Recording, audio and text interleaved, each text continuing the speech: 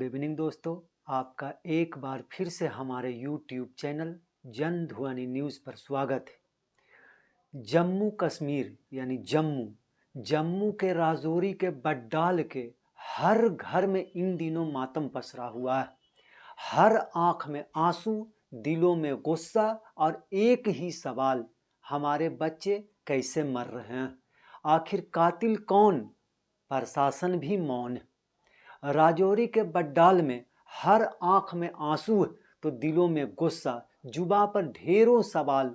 आखिर हमारे बच्चे कैसे मर रहे हैं? अगर बीमारी ने नहीं तो फिर किसने मारा?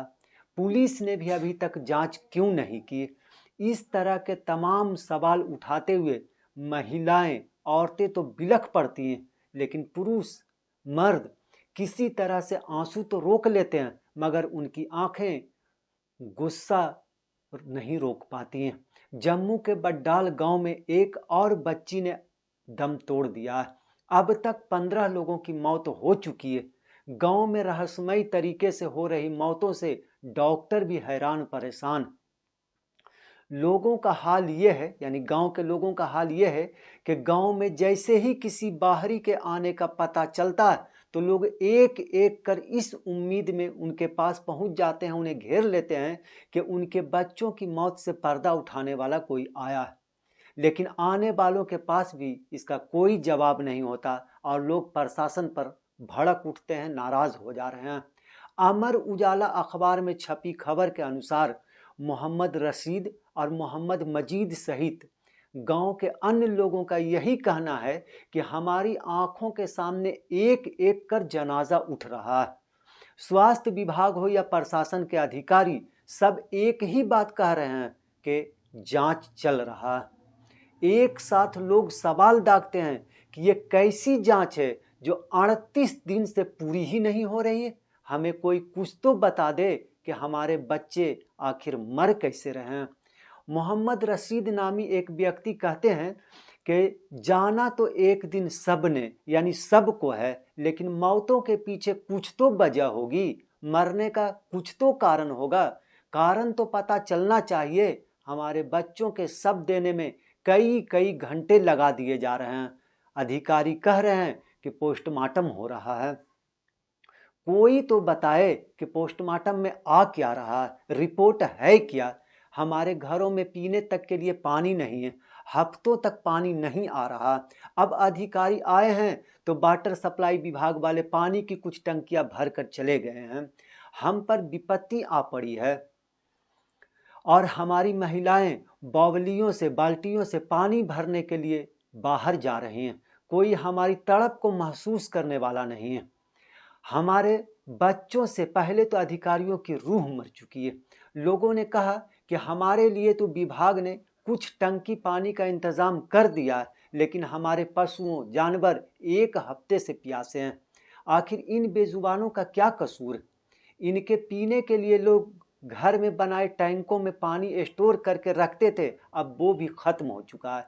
अधिकारी आते हैं और अपना दौरा बनाकर चले जाते हैं, करते कुछ भी नहीं हैं। इस मामले में, क्योंकि ये मामला बहुत ही बड़ा हो चुका है, तो इस मामले में स्वास्थ्य मंत्री सकीना इट्टू ने कहा कि बड्डाल यानी बड्डाल गांव से लिए गए नमूनों की अब तक की जांच में कोई गंभीर या संक्रामक बीमारी नहीं पाई गई है। देश की प्रतिष्ठित प्रयोगशालाओं में भेजे गए लगभग सभी सैंपलों के टेस्ट निगेटिव आए हैं। अगर कोई संक्रामक बीमारी होती तो दूसरी जगह भी फैलती, लेकिन ऐसा नहीं हो रहा है, ऐसा नहीं हुआ है।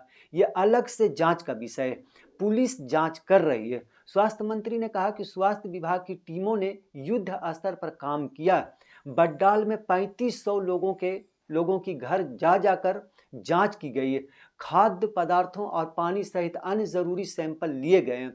बाहर से भी विशेषज्ञों को बुलाया गया है। नई दिल्ली और पुणे स्थित आईसीएमआर के साथ ही NCDC, Gwalior defence research development, microbiology Chandigarh, ICMR Jammu में भी कई सैंपल भेजे गए हैं, लेकिन किसी में भी वायरस या बैक्टीरिया की अब तक पुष्टि नहीं हो सकी है।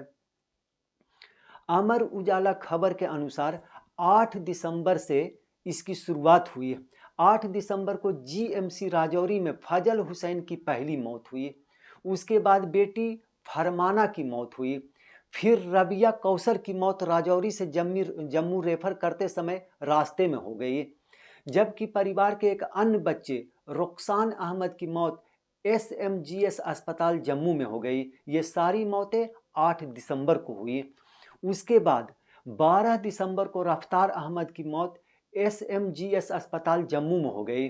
फिर 12 दिसंबर को ही बड्डाल के एक अन्य व्यक्ति मोहम्मद रफ़ीक के परिवार से उनकी बेटी नाजिया कौसर की राजौरी में, इसी परिवार की फिर मोहम्मद इश्तियाक की मौत राजौरी के एसएमजीएस जम्मू में शिफ्ट करते समय रास्ते में हो गई।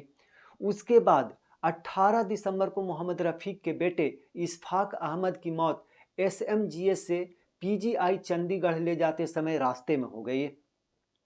उसके बाद मौत के फरिश्ते ने उस गांव के लोगों को 1 सप्ताह की मोहलत दे दी और 18 के बाद 23 दिसंबर को जीएमसी राजौरी में मोहम्मद रफ़ीक की गर्भवती पत्नी राजिन बेगम की मौत हो गई। फिर से मौत शुरू हो गई। अभी बड्डाल गांव में लोग इस गम के आंसू पोंछ ही रहे थे कि एक बार फिर से 12 जनवरी 2025 को बड्डाल के मोहम्मद असलम की बेटी नबीना कौसर और बेटे जहूर अहमद की मौत जम्मू के अस्पताल एसएमजीएमएस में हो गई। उसके बाद ये सिलसिला जो शुरू हुआ तो फिर 12 के बाद 13 जनवरी को मोहम्मद असलम के तीसरे बच्चे मोहम्मद मारूफ, 14 जनवरी को मोहम्मद असलम की बेटी सफीना कौसर और 15 जनवरी को मोहम्मद असलम की बेटी जबीना की मौत हो गई। इस मौत के तांडव से पूरा गांव सदमे में। लेकिन अफसोस ये कि इन मौतों का कारण क्या है इसकी जानकारी किसी के पास नहीं है। आज की इस खबर में बस इतना ही। आगे की खबर के लिए जुड़े रहें हमारे साथ। आपको ये वीडियो पसंद आया हो तो कृपया इसे लाइक करें और हमारे चैनल को सब्सक्राइब करना ना भूलें। आपके सपोर्ट से हमें और बेहतर कंटेंट बनाने की प्रेरणा मिलती है। आपका एक लाइक और सब्सक्रिप्शन आपकी सेवा करने का हमें हौसला देता है। कृपया चैनल को सब्सक्राइब करें और हमारे साथ जुड़े रहें।